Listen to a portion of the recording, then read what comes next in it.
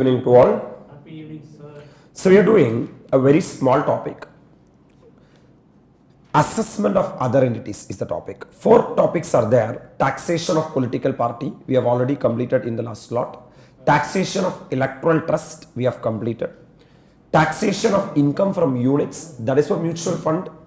And taxation of VPA, this is one group. What taxation of political party is saying that when I say political party, section 13A should come to your brain. What that section is saying that if a political party earns any income from salary, won't be applicable. IFOS, PGBP should not be there. Then capital gain, then IFOS and voluntary contribution received by a political party is fully exempted under section 13A. Provided 5 conditions are satisfied. Political party should maintain books of accounts. If the voluntary contribution is more than 20,000, political party has to maintain the Jadagam. Political party should not receive contribution in excess of 2,000 in cash. That means it should be received either by account pay check or account pay bank draft or electronic clearing system or such other electronic mode as may be prescribed. Then the books of accounts should be audited by a chartered accountant. Since you are auditing, one copy should be presented to ROPA. That's not the audit copy, but still saying one copy should be presented to ROPA. And the other one, the next one is you have to file the return of income under section 139 subsection 4B. And any return filed under 139 subsection 4B will be treated as if return filed under 139 subsection 1. Super fantastic to the core. So this is what the political party is all about. A 4-mark question can be expected for examination. Now coming to the electoral trust. If I am contributing to political party, then everyone will know that I am contributing to the political party. So central government has constituted a concept called as electoral trust. The people will contribute to electoral trust, and electoral trust will contribute that money to the registered political party in India.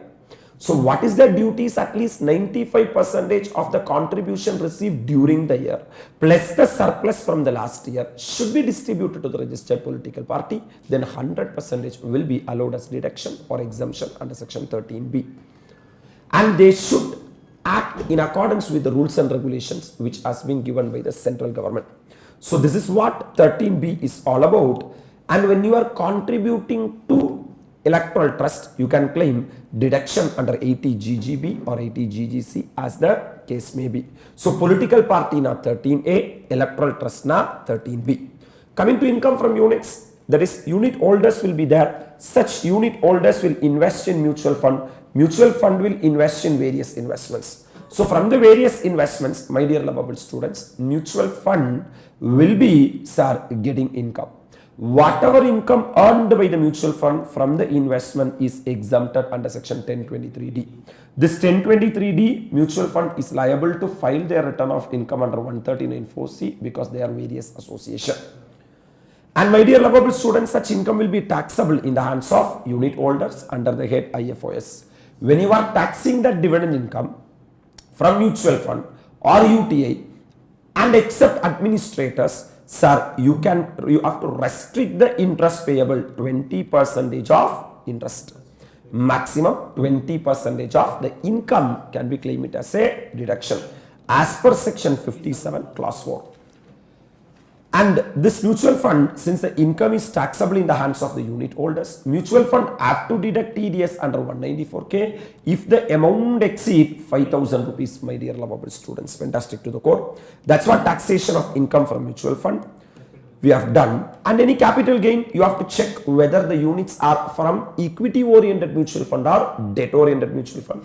If it is equity oriented mutual fund, you have to check whether it is a long term capital gain or short term capital gain.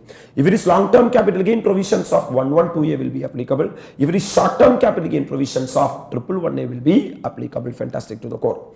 Coming to other than equity oriented fund, then it will be a debt oriented fund, then it is not a super asset. Once it is not a super asset, my dear lovable students, provisions of 112A or 111A will not be applicable, right?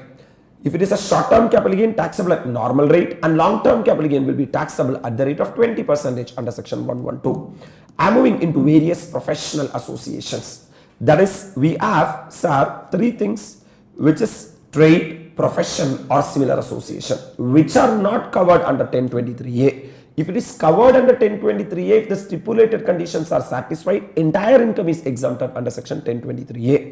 Whereas if it is not covered under 1023A, then their income will be taxable under 28 clause 3, which is the charging section, which will be taxable under what? PGBP.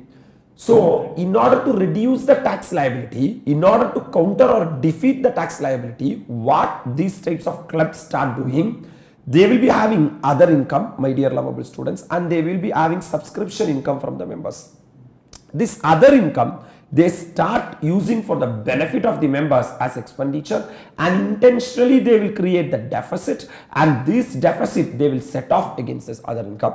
What Income Tax Act has said that we are introducing a new section called as section 44A, which restrict the deficiency adjustment. What that 44A is saying that either 50% of the deficiency, or my dear lovable students, whatever the actual 50% of the other income or actual deficiency, whichever is lower, can be claimed it as a deduction under section 44A. That's what that is all about.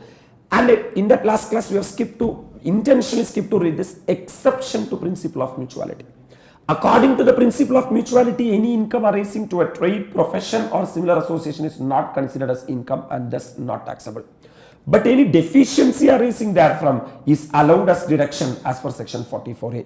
Hence 44A is an exception to rule that since income from mutual activity is not taxable, therefore any deficiency arising therefrom is not taxable. What they are trying to say, I will tell you, my dear lovable students. For example, this is a P&L account. Sir, for example, by agriculture income exempted under section 10(1), we all know that agriculture income is exempted. Sir, to agricultural expenses debited to P&L account, so to net profit, what adjustment will be doing to the net profit? You will remove the agriculture income credited to P&L account, right? Since you are removing the agriculture income credited to what account? P&L account. You will add back the agriculture expenses what has been debited to an account, P&L account, because the income is exempted. If the income is exempted, expense is also exempted, right? You know, there is one concept called as principle of mutuality in Income Tax Act. You know what is the principle of mutuality? For example, 1, 2, 3, 4, 5. There are 5 people are there. These 5 people has started a club or organization. They put 100 rupees each. And that means totally 500 rupees will be in hand, and they spend that 500 rupees for the benefit of these 5 people. That means நம்ம 4 பேர் சேர்றோம், 100 ரூபாய் போடுறோம், நம்ம 5 பேர் 4 பேருக்காக செலவு பண்ணிக்கிறோம். That means எங்கிருந்து இன்கம் வந்துச்சு? நம்ம பாக்கெட்ல இருந்து இன்கம் தான் போட்டோம். யாருக்காக செலவு பண்ணோம்? நமக்காக தான் செலவு பண்ணோம். That means this is called as principle of mutuality. அப்ப principle of mutuality க்கு நம்ம இன்கம் டாக்ஸ் கட்ட வேண்டிய என்னவே இல்ல, அவசியமே இல்ல.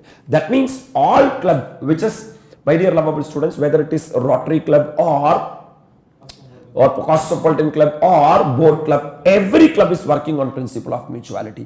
Principle of mutuality actually அந்த club யாருக்குமே என்ன இல்லைன்னா tax இல்லை, income tax கிடையாது. So they are putting money, they are spending for themselves, then why they have to pay the tax? இப்போ நம்ம வீட்ல இருக்கோம், நம்ம 4 பேர் சேர்ந்து டூர் போறோம், 1000 ரூபாய் போடுறோம், நம்ம ஜாலியா கொடைக்கானல் வரைக்கும் போறோம், செலவு பண்றோம், வர்றோம், நம்ம ஏன் கவர்மெண்ட் டாக்ஸ் கட்டணும்? கரெக்ட் தானே? அதுதான் பிரின்சிபல் ஆஃப். பட் என்ன நடக்குதுன்னா, இந்த கிளப்ங்கிற பேர்ல சப்ஸ்கிரிப்ஷன் வாங்கிடுறாங்க. சப்ஸ்கிரிப்ஷன் வாங்கிட்டு எஃப்டி போடுறாங்க. எஃப்டி போட்டா அந்த எஃப்டிக்கு என்ன வருதுன்னா இன்ட்ரெஸ்ட் வருது. எஃப்டிக்கு இன்ட்ரெஸ்ட் வரும்போது bank is not a member of the club. That means the transaction is not between members and members. So there is no principle of mutuality. So what government is saying that for that other income we need tax. தம்பி, principle of mutuality satisfy ஆச்சுன்னா tax தர வேண்டியா? ஆனா நீ பேங்க்ல FD போடுறதுக்கு எப்படி principle of mutuality apply பண்ண முடியும்? நீ கிளப் வெச்சுக்கோ, மெம்பர்ஸ்க்கு ஃபங்க்ஷன் நடத்து, நான் மெம்பர்ஸ்க்கு ஃபங்க்ஷன் நடத்துனா, if you see the question, இங்க பாரு, கலெக்ஷன் ஃப்ரம் நான் மெம்பர்ஸ், இதுல எங்க பிரின்சிபிள் ஆஃப் மியூச்சுவாலிட்டி இருக்கு?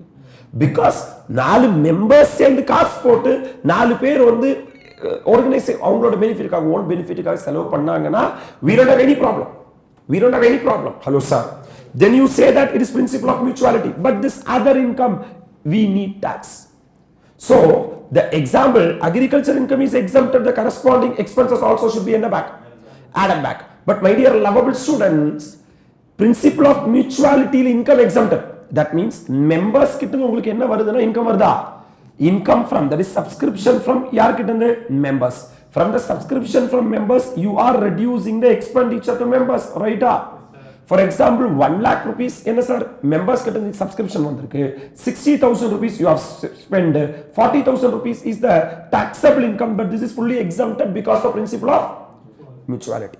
But the same 1 lakh rupees is the subscription received, sir 1.6 lakh is what exempted you have done, 0.6 lakh rupees is the loss you have incurred, this is called as deficit, correct? அப்ப இந்த agriculture income அதே principle எல்லாம் இங்க apply பண்ணனா, if agriculture income is exempted, agriculture expense should be added back. அப்படினா if the principle of mutuality 40,000 is exempted means this 0.6 lakh should be rejected or should be avoided. But look at the Income Tax Act. On that 60,000 rupees deficit, they are saying that 50% you can claim it as a reduction. That's what section 44A is all about. That's why they are saying 44A is an exception to rule that, sir, since income from mutual activity is not taxable thereof, any deficiency arising therefrom is not deductible. Up income exempted na, adora corresponding expenses also exempted. And the corresponding expense நம்மளால என்ன எடுக்க முடியாது, அதுக்கு ஒரே ஒரு exception income tax ஆக்ட்ல இருக்குது, section NIA 44A, which is deduction. Deficiency ni deduction எடுக்கலாம். அப்ப according to the principle of mutuality, any income arising to trade or professional or similar association is not considered as income and thus not taxable. அப்ப income வந்துச்சுனா நீ tax தர வேண்டிய, ஆனா loss வந்துச்சுனா the deficiency ன்னு கூப்பிட ஒரு 50% other income against என்ன பண்ணிக்கோ, deduction பண்ணிக்கோ. But any deficiency arising therefrom is allowed as deduction as per section NIA. Hence 44A is an exception to the rule that since income from mutual activity is not taxable thereof, any deficiency arising therefrom is not deductible. I hope that you are having a perfect much clarity now. And then we have talked about, sir, taxation of local authority. For local authority, section 1020 will be applicable. What it is saying that if the local authority is having income from house property or capital gain or IFOS or whether that is from accruing or arising in anywhere in or outside India, or income from trade or business carried on it by accrued or arisen it from the supply of a commodity or service with its NA jurisdiction, or from the supply of water or electricity within or outside its own jurisdiction area are totally exempted. Apna local authority irukku, local authority is Chennai Greater Corporation is a local authority. Yes sir. Sir, their responsibility, basic responsibility is to provide water in Chennai. Yes sir. But பக்கத்தூர்ல தண்ணி இல்லனா தண்ணி கொடுக்க மாட்டேன்னு சொல்ல கூடாது. இங்க தண்ணி இருக்குனா என்ன பண்ணனும்னா அங்க தண்ணி டிஸ்ட்ரிபியூட் பண்ணனும். So that's what they are saying. This business activity we have to read very carefully. Income from other source accruing or arising to it anywhere or outside India. Income from a trade or business carried on by it which accrue arising to it from the supply of commodity or what? Service with its own jurisdiction area. That means the commodity service provide பண்ற பொருள் விக்கிறதா இருந்தா, service provide பண்றதா இருந்தா 4 செவர்களுக்குள்ள தான் பொருளை விக்கணும், 4 செவர்களுக்குள்ள தான். That means Chennai Greater Corporation சென்னையில மட்டும் தான் ப்ரொவைட் பண்ணனும் சர்வீஸ், சென்னையில மட்டும் தான் பொருளை விக்கணும். நீ எங்க போக கூடாதுனா அவுட்சைட் சென்னை போக கூடாது. ஆனா or from supply of water or electricity within or outside its own jurisdiction, அது within ஆ இருந்தாலும் சரி outside, அது தண்ணியில எல்லாம் ஏன்பா தண்ணி பிரச்சனை தான் பெரிய பிரச்சனையா இருக்கு. Within all jurisdiction area are totally exempt from tax. So house property fully exempted, capital gain fully exempted, IFOS fully exempted. Now PGBP, coming to PGBP, two things are there. Number one, commodity and services are only within jurisdiction, whereas water and electricity either within or outside the jurisdiction, both are allowed. Shall I? So in other words, a local authority is taxable only in respect of income arising to in from any business carried on by it, provided that such income arising from supply of any water or water, not being water or electricity, because water or electricity you can supply in any place because it's one of the basic need, man. Thanni, electricity alla one of the basic need. சில local authority ரொம்ப ஹைஃபையா இருப்பாங்க, சில local authority பிச்சைக்காரனா இருப்பாங்க. அப்ப இந்த ஹைஃபையா இருக்கிற local authority பிச்சைக்காரனா இருக்கிற local authority என்ன பண்ணிக்கணும்? ஹெல்ப் பண்ணணும். ஏன் காரணம்னா ரெண்டு லோக்கல் அத்தாரிட்டியுமே ஸ்டேட் கவர்மெண்டோட தான் இருக்கும். சென்னை மேபி ஸ்ட்ராங்கா இருக்கலாம், இன்னொரு லோக்கல் அத்தாரிட்டி ரொம்ப வீக்கா இருக்கலாம். இங்கிருந்து அங்கேக்கு தண்ணியும் இங்கிருந்து அங்கேக்கு எலக்ட்ரிசிட்டியும் என்ன பண்ணு சப்ளை பண்ணு. Not being water or electricity outside its jurisdiction area, that is என்ன limits man, territorial limits. And I will tell you man, we all know that Chennai is a very crowded place. Sir, we will be having thermal power plants, correct?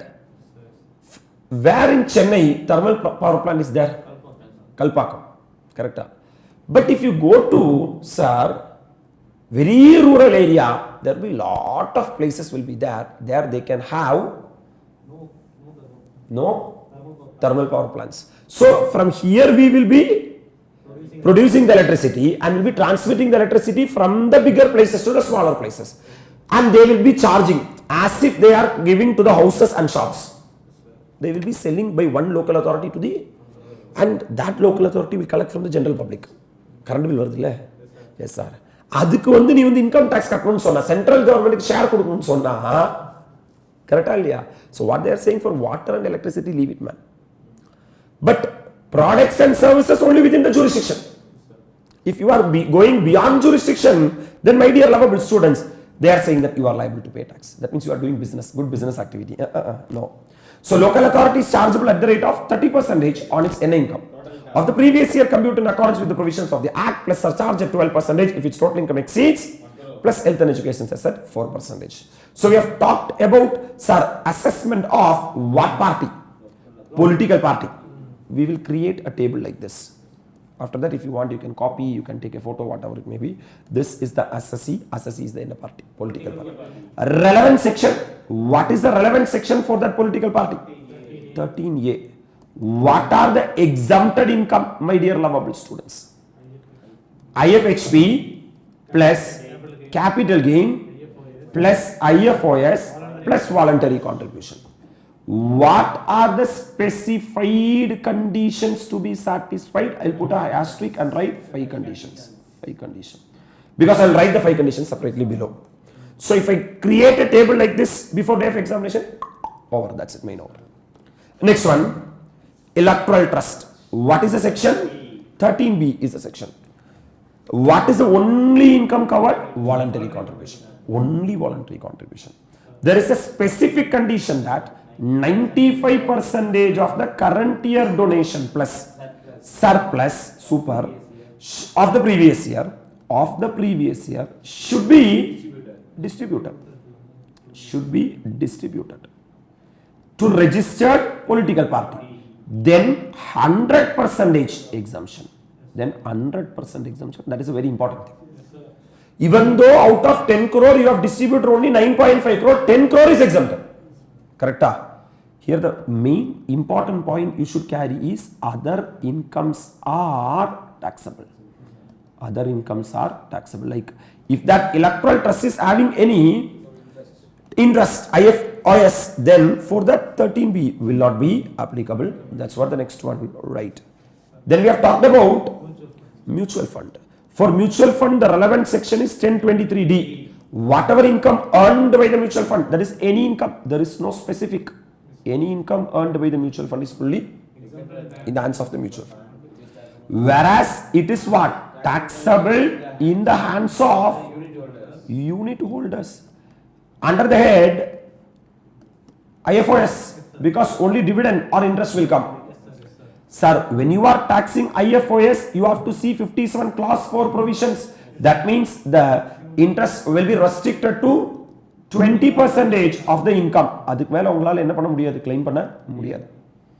And TDS has to be deducted by the NF fund, mutual fund under section K if it exceed 5,000, because that's the threshold limit. That's the threshold limit.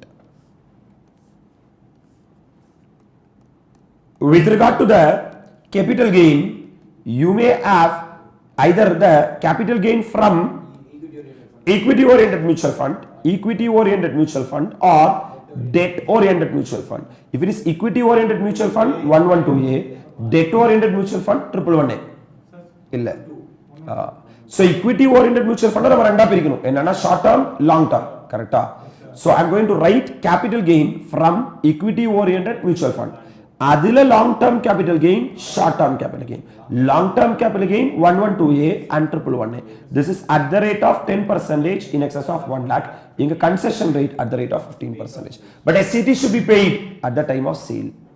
Not at the time of both purchase and sale, only at the time of sale. This much you should remember. With regard to capital gain, I am moving to the next color. Sir, if it is debt-oriented mutual fund, long-term capital gain will come, short-term capital gain will come. If it is long-term capital gain, 112 at the rate of 20%, short-term capital gain, normal tax rate, that means whatever the tax rate applicable, that will be applicable, right? That's what the next assessee is all about. VPA. VPA. VPA. What is full form of VPA? Various professional associations. With regard to VPA, the charging section is 28 clause 3, read with 44A. Read with 44A. For 28 clause 3. We can write the as note, the VPA should not be covered under, yes, not covered under 1023A. Master table, brilliant table. Yes, sir. Now, what are the income are covered? The income is only deficiencies covered. How much percent deficiency they are talking about? 50% of the other income without deficiency. Correct? Deficiency claim pannama etna percentage? 50%. Or actual deficiency, whichever is lower, can be claimed as deduction. There is no specific conditions and all. No condition is applicable. Super fantastic to the core. What is the next one? Local authority. The next one is local authority. The next one is local authority. The applicable section is 1020. The income which are covered are, number one, salary varadu, income from house property, even PGBP is also covered. PGBP is also covered. That PGP classified in 2 categories. Number one, commodities plus services, electricity, water and electricity. Correct? Yes, water and electricity. Water and tanni mari varudhu. Water and electricity. This what? Commodities and services within jurisdiction. Within jurisdiction. Water plus electricity within or outside jurisdiction. Within or outside jurisdiction area. Next one, capital gain is also covered. IFOS is also covered. That's all, sir. That's all, sir. There is no specific what note, but tax rate applicable is 30%. Once it taxable at 30%. Plus what? Surcharge at the rate of 12%. And if the total income exceeds 1 crore, 1 crore mela thanna mattunda surcharge will be applicable. Health and education says as normal, health and education says at the rate of 4%. I'm moving to the next one. So this is a beautiful, fantastic, outstanding, brilliant, you say whatever you want, chart. This is very nice for your examination because if you see this itself, everything will be coming to your brain. Right.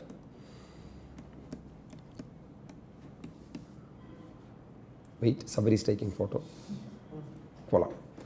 So I'm moving into the life insurance business. Life insurance business. I'm doing life insurance business, man. There is LIC is there, correct? Section 115B. Section 115B provides for a concessional rate of tax, taxing the profits and gains derived from business of an insurance. Sir, are you conducting life insurance business? Your income from life insurance business will be taxable at a concessional rate of 115B. You know, we have already done 115A, the hero. Avanoda thambi. Correct? In the section illena non-resident uyire ille. Adinala uyire pathi adha section pesra. 115B is NI insurance, life insurance business. So 115B, B stands for business. What business? Life insurance business. Life insurance business. Okay. So section 115B provides for a concessional rate of tax for taxing the profits and gains from the business of life insurance. Income tax payable shall be aggregate of the amount of income tax calculated on the income from any business included in the total income at the rate of 12.5%. So it's like a concessional rate of tax. You are liable to pay tax at a concessional rate of an amount of income tax with which the assessee would have been chargeable had the total income of the assessee be reduced by the amount of profits and gains from the life insurance business. So from the total income, if you reduce the life insurance business, whatever will be taxable at normal rate. So you have to check the total income. Total income comprised of life insurance business and other income. Life insurance business will be taxable at 12.5% and other income will be taxable at normal rate. Income accruing or arising to a company from an insurance business, life insurance business referred into section 115B would not be subject to MAT section 115JB. Kandipa. The reason or the logic is MAT is 15%, whereas 115B is only 12.5%. If you levy MAT, it will be additional burden. Hello sir. அதை விட இது என்னவா இருக்கு? கம்மியா இருக்கு. இங்க tax கம்மியாக்கிட்டு பின்ன அங்க திருப்பி என்ன பண்ணேனா அதிகம் பண்ணேனா எஸ் சார். அதனால MAT this type of companies applicable ஆகாது. அப்ப லைஃப் இன்சூரன்ஸ் பிசினஸ் கண்டக்ட் பண்ணி உங்களுக்கு ஏதாவது இன்கம் வந்துச்சுனா concessional tax rate of 12.5% as per section 115B. Taxation of income or loss of non-life insurance business. Rule 5 of first schedule to the Income Tax Act provides that profits and gains of non-life insurance business would be profit before tax and appropriation as disclosed in the NRO, prepared in accordance with the provision of Insurance Act or IRDA Act, subject to the following adjustment. That is expenditure or allowance not allowable under section 32 NB. Any provision for diminution in the value of investment debited to an account has to be back. Or any gain or loss on realization of investment not credited or debited to P&L account shall be added or deducted as the NMAB. And reserved for unexpired risk as prescribed shall be allowed. That means taxation of income or loss on any insurance business, non-life insurance business. அப்ப life insurance business இருந்து உனக்கு என்ன வருதுனா income வருதுனா you are liable to pay tax at the rate of 12.5%. Sir non life insurance business income வருது உனக்கு இதுல இருந்து அதர் than லைஃப் இன்சூரன்ஸ் கொடுக்குறப்பா அதர் than லைஃப் இன்சூரன்ஸ் ரெண்டு டைப் ஆஃப் இன்சூரன்ஸ் இருக்கு ஒன்னு ஜெனரல் இன்சூரன்ஸ் இருக்கு ஜெனரல் லைஃப் இன்சூரன்ஸா இருந்தா 12.5% sir other than non life health insurance தர வெஹிக்கிள் இன்சூரன்ஸ் தர ஹவுஸ் இன்சூரன்ஸ் தர ஏதோ ஒன்னு தர நீ லைஃப் கிடையாது non life. Rule 5 of first schedule to the income tax provides that profits and gains of any life business would be அது வந்து 12.5 எடுக்க முடியாது. You have to manually calculate. ஒத்துக்கற நீ profit before tax என்ன எடுத்துக்கோனா profit before tax முதல்ல PBT எடுத்துக்கோ. And appropriation as disclosed in the account P&L account prepared in accordance with the provisions of NACT or the NACT IRD Act subject to the following adjustment. அப்ப profit என்ன எடுத்துரு before tax ஏன்னா நீ கட்ட போறது என்னடா tax தான். இந்த profit before tax இங்க P&L அக்கவுண்ட்ல நிறைய ஐட்டம் நீ டெபிட் பண்ணி வச்சிருப்ப கரெக்ட்டா? இதுல சில ஐட்டத்தை நாங்க சொல்றது என்ன பேக் பண்ணனும்? add back பண்ணனும். That is expenditure on allowance not allowable under 30 to 43B. That is எதெல்லாம் 30 to 43B ல அலோவா இருக்கோ அதெல்லாம் லெஸ் பண்ணிக்கோ பிரச்சனை இல்ல. Normal PGP basically. So 30 to 43B ல not allowed என்ன பேக் பண்ணனும்? add back பண்ணனும். Or any provision for diminution in the end of investment. அப்ப add provision for diminution in the value of investment என்ன back பண்ணனும்? added back பண்ணனும். Debited to P&L account has to be added back. Or any gain or loss of realization of investment not credited or debited to P&L account shall be added or deducted as the NMAB. That is plus or minus whatever you have to do, which is N or N gain or loss on dash of investment, realization of investment. அப்ப investment அது வந்து என்ன கிடையாதுன்னா business income கிடையாது. அதான் IFRS கரெக்ட்டா இல்லையா? Investment with வந்து profit லாஸ்க்கு நான் வந்து நான் பிசினஸ் இன்கம் நான் இன்சூரன்ஸ் பிசினஸ் இன்கம் எடுத்துக்கணும். ஆனா நான் PGP ல கிரெடிட் டெபிட் பண்ணிருப்பேன் இல்லையா? Yes sir. ஏன் சார் நீங்க இன்வெஸ்ட் பண்றீங்க? IRDA சொல்லுது இன்வெஸ்ட் பண்றதுக்கு. Then unexpired risk as prescribed shall be allowed. Unexpired risk in the sense means sometimes my dear lovable students they would have taken insurance for 12 months. Out of that 12 months only 9 months falls in this financial year and 3 months falls in next financial year. So that is not expired. அதுக்கான premium வச்சிருப்பேன் நான் வந்து unexpired riskக்கு provision create பண்ணி வச்சிருப்பேன் கரெக்ட்டா? அது allow பண்ணிக்கலாம் because it is directly related to insurance business. So PBT take the profit before tax, add back any item which are not allowed under 30 to 43B, add back provision for diminution in the value of the asset, value of the investment, provision for value of investment, plus or minus gain or loss as on a return of income. You will be getting the adjusted total income. On this adjusted total income, you are supposed to pay the tax. So what section 115B is saying that you have to classify the income into two categories: income from life insurance business, income from other than life insurance business. If it is income from life insurance business, it is concessional tax rate of 12.5%. Income from other than life insurance business, take the profit before tax. You have to add the items which are not allowed under 30 to 38, add provision for diminution the value of investment, plus or minus the gain whatever you have achieved, sale of investment, you will get the adjusted total income. That's it with regard to that section. 115B also comes to an. This is what taxation of life insurance business. I'm moving to tax on income from GDR purchase in any currency or capital gain arising from transfer of such GDR 115 ACA. Actually, when we talked about the non-resident, we said that we are having 115A, 115 now B also. Correct? 115 AC, 115 ACA, 115 AD, 115 BBA. We are having 115 BB, BBA, all those things are there. Alright. Eligible assessee section 115 ACA, subsection 1, class A, class B. This section applied to a resident individual. This section applied to who are employees of any company, engage in specified knowledge-based industry or service, or employee of subsidiary engage in specified knowledge-based industry or service. That means I am an employee of a Indian company, not all the Indian company, of the specified knowledge-based company. Specified eligible income and special rate of tax, where the total income includes the following income, namely income by way of dividend. Income by way of dividend. In respect of GDR of an Indian company engaged in what based industry or service purchased by an eligible assessee in any currency, issued in accordance with such ESOP, as the central government may specify in this behalf, income by of long-term capital gain arising from transfer of aforesaid global depository receipt, then same shall be taxed at the rate of 10%. I will tell you what is happening actually in this section, then you will be able to appreciate, understand this very, very better. For example, my dear lovable students, I am an employee of a company. That company is engaged in specified knowledge-based industry. Specified knowledge-based industry. There is a definition for specified knowledge-based industry. Sir, specified knowledge-based industry, example I will give you. One of the example is software. Okay. So I am an employee of a specified knowledge-based industry. Everyone cannot write the coding of software. It's specified knowledge. There is no doubt. For the purpose of on-site development, I am moving into Australia, or I am moving into outside India for the purpose of on-site development. Okay. So I am employee of that company. Sir, my ESOP, employee stock in a plan, option plan is getting maturing. Is getting what? Maturing. Mature out. So I am purchasing that ESOP at foreign currency, my dear lovable students. I am purchasing that ESOP at foreign currency. Since I am in outside India, Australia, so the company cannot issue share certificate to me. So I have to gather the GDR, which is global depository receipts.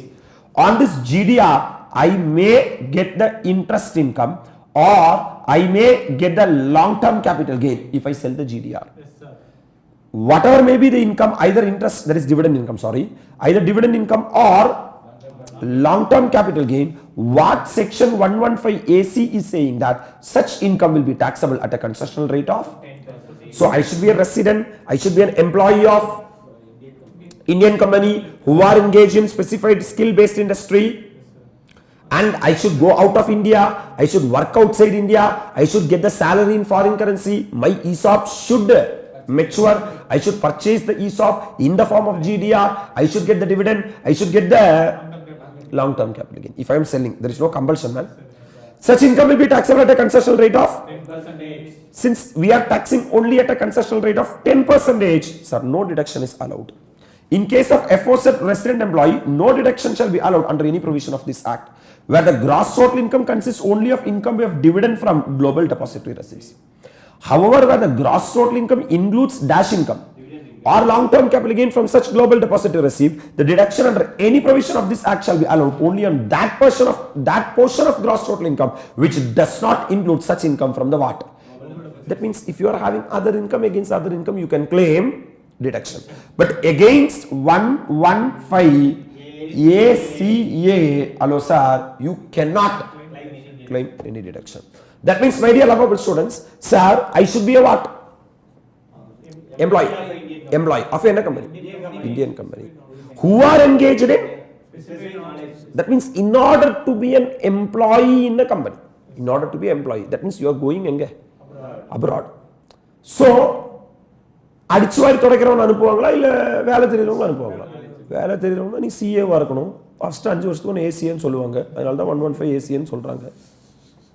ஏன்னா once you clear the profession CA for the first 5 years, ACA, Associate Chartered Accountant.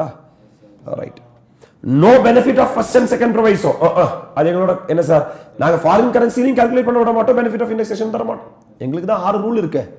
கரெக்ட்டா? The first and second proviso to section 48 relating to the computation of capital gain shall not apply in case of transfer of GDR of an Indian company purchased by a resident employee in any currency. In other words, no indexation will be available even if the assets are long-term capital asset.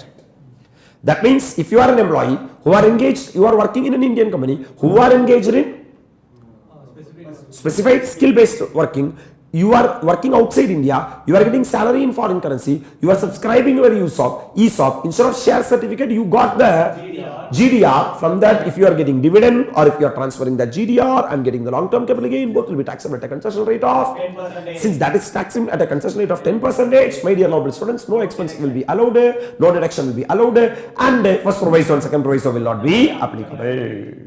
I'm coming to the next one called as the last section, man. Tax on income from transfer of carbon credits. 115 BBG. 115 BBG. Carbon credit. Carbon credit is an incentive given to an industrial undertaking for reduction of emission of GHS, that is greenhouse gases. For example, tomorrow if you are setting up a factory and in that factory, my dear lovable students, பெரிய குழாய் வைக்கிற நீ. குழாய் வச்சு இதுக்கு மேல என்ன விடுறனா புகை விடுற. கரெக்ட்டா? சார் இது மாதிரி புகை நிறைய விட்டா என்ன ஆகும்னா ஓசோன்ல ஓட்டம் விழுந்துரும். அதனால if you are setting up a factory and if you are emitting less greenhouse gases outside, what government is saying that wow fantastic, we also want eco-friendly factory like that. Okay, a reduction in emission entitles the entity to a credit in the form of certified emission reduction in a certificate, CER certificate. So what government will say that you are a good boy, you are not in a chela auto எல்லாம் போச்சுனா அது தெருவே அப்படியே வந்து தீபாவளி முடிஞ்ச மாதிரி இருக்கு, Sundara travels. So இங்க என்னன்னா கவர்மெண்ட் வந்து உன்னோட ஃபேக்டரி ஒழுங்கா இருந்துச்சுன்னா சர்டிபிகேட் கொடுப்பாங்க, கால்ட் CER சர்டிபிகேட். என்னது CER? Certified Emission Reduction. The CER is tradable and its holder can transfer it to an entity which needs carbon credit to overcome an unfavorable position on a credit. அது வேணா உனக்கு வித்துக்கலாம், ஒரு ஆளுக்கு இன்னொரு ஆளுக்கு என்ன பண்ணிக்கலாம்னா வித்துக்கலாம். To bring clarity on the issue of taxation of income from transfer of any credit. அப்படி நீ கார்பன் கிரெடிட் வித்துட்டு உனக்கு ஏதாவது இன்கம் வந்துச்சுன்னா இட்ஸ் a capital asset. அப்ப கேபிட்டல் கெயின்ல போணுமா இல்ல PGBP ல போணுமா doubt. And to encourage measures to protect the environment, section 115 BBG provides that where the total income of assessee includes any income from transfer of any credit, such income should be taxable at a concession rate of 10% plus applicable surcharge and cess. அந்த carbon credit நீ with உனக்கு ஏதாவது income வந்துச்சுன்னா அது எத்தனை percentage? 10%. ஏன் காரணம்னா sir நீ என்விரான்மெண்ட் என்ன பண்ற? சேவ் பண்ற ரொம்ப. that is எமிஷன் ஆகல. வானத்தை கரெக்டா எப்பவுமே ப்ளூவா கிரீனா மெயின்டைன் பண்ற. கரெக்டா 115 BBG. that means என்னடா மேல வானம் என்ன கலரா? நீல கலர். அதான் நீருக்கு இங்கிலீஷ்ல ப்ளூவா கிரீனா? அதான் கிரீன் ஹவுஸ். கிரீன் போக விட்டு என்ன பண்றேன்னா ப்ளூவாகவே நீ மெயின்டைன் பண்ணிக்கிற. இதெல்லாம் எழுதினவங்க கேட்டால் செத்து போயிடுவான். நான் என்ன பண்ண முடியும்? யாருக்குள்ள எழுத சொல்றான்? கம்மி பண்ணு. No expenditure is allowed. Sir, tax பண்றதே எத்தனை percent? இதில் என்ன expenditure? No expenditure or allowance in respect of such income shall be allowed under the act. Meaning of carbon credit. Carbon credit in respect of 1 unit shall mean reduction of என்ன ton of carbon dioxide? 1 ton of carbon dioxide or emission of equivalent gases which is validated by the United Nations framework on climate change and which can be traded in the market at its prevailing in the price. அப்போ carbon கிரெடிட்னா sir நீ carbon credit use பண்ணுறதா இருந்தால் உனக்கு வந்து at least 1 ton carbon dioxide வெளியே விடுறது என்ன ஆகிடும், கம்மியாயிடும். இதை வந்து நீ என்னன்னா ட்ரேட் பண்ணிக்கலாம், ஒரு ஆள் இன்னொரு ஆளுக்கு விற்றுருக்கலாம். அதை விற்று உனக்கு என்ன வந்துச்சுன்னா இன்கம் வந்துச்சுன்னா sir you are liable to pay tax only at a concessional rate of 10%. You know one thing, my dear lovable students, all the types of other entities taxation comes to an. Number 1, these are the list man. Number 1, taxation of political party. Number 2, taxation of electoral trust. These are brothers and sisters. Yes sir. The next one, taxation of mutual fund. Then taxation of VPA. Then next one, taxation of local authority. Next one, taxation of life insurance business. Next one, carbon credit, which are, and GDR is also there. Taxation of GDR to a resident employee. He should be an employee. In order to be an employee, you should pass CA. That's why it is NSCA. ACA. 115 ACA. And sir, carbon credit. Correct? Megamai vandu ponade. Blue, blue, blue. 115 blue, blue, blue. Sir, BBG. At the rate of 10%. This is a small slot. You may have to spend 1.5 hours with me. But if you spend, it will be a great revision. All the small topics has been comes to an end. Revise these topics. The scope of this topic may be for 6 mark for examination. Why we have to leave even that 6 mark when I am here, my dear lovable students? Enjoy your studies. Revise it very properly. Share your happiness. We'll meet at the appropriate time for the next lecture. Till then.